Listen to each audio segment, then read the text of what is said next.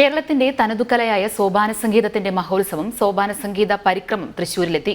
പ്രമുഖ ക്ഷേത്രങ്ങളായ പാറമേക്കാവ്, തിരുവമ്പാടി എന്നിവിടങ്ങളിൽ സംഘം സംഗീതാർച്ചന നടത്തി.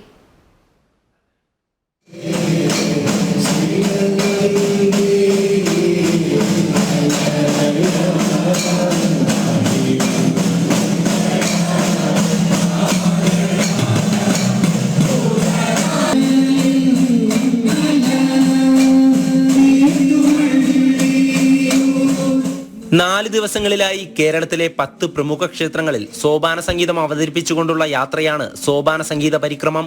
ബഹ്റിനിലെ വാദ്യകലാ പരിശീലന കേന്ദ്രമായ ബഹ്റിൻ സോപാന വാദ്യകലാ സംഘമാണ് സംഘാടകർ. കുട്ടികളും സ്ത്രീകളും ഉൾപ്പെടെ പ്രവാസികളായ 18 സോപാന ഗായകരാണ് സംഘത്തിലുള്ളത്. രാവിലെ പാറമേക്കാവ് ഭഗവതി ക്ഷേത്രത്തിലായിരുന്നു തൃശൂരിലെ ആദ്യ സംഗീതാർച്ചന. തുടർന്ന് തിരുവമ്പാടി ശ്രീകൃഷ്ണ ക്ഷേത്രത്തിലും സംഗീതാർച്ചന നടത്തി.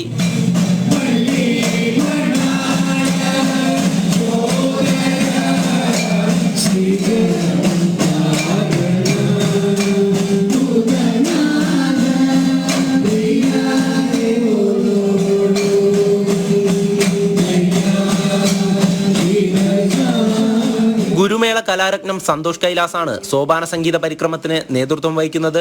മറ്റന്നാൾ പൂർണ്ണത്രയീശ ക്ഷേത്രത്തിൽ സമാപിക്കും. 4 ദിവസത്തിൽ 10ഓളം ക്ഷേത്രങ്ങളിലാണ് ഈ വർഷം ഞങ്ങൾ ഈ സോപാന സംഗീതാർച്ചന നടത്തുന്നത്. ബഹ്റിനിൽ നിന്ന് പഠിച്ചു വന്ന ആളുകളാണ് 18ഓളം പേര് ഈ സംഘത്തിലുണ്ട്.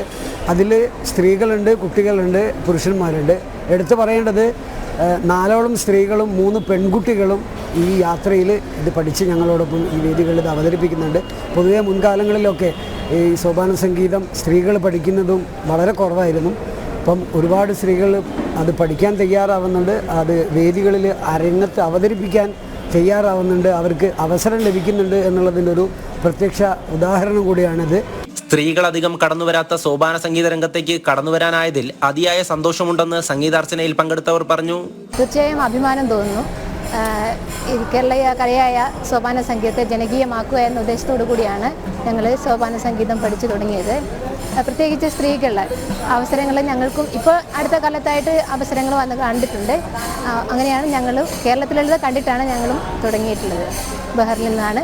മെയ് 8-ന് അമ്പലപ്പുഴ ശ്രീകൃഷ്ണ ക്ഷേത്രത്തിൽ നിന്ന് ആരംഭിച്ച യാത്ര 11-ന് വൈകിട്ട് തൃപ്പൂണിത്തുറ പൂർണ്ണത്രയീശ ക്ഷേത്രത്തിൽ സമാപിക്കും. ജനം, തൃശൂർ.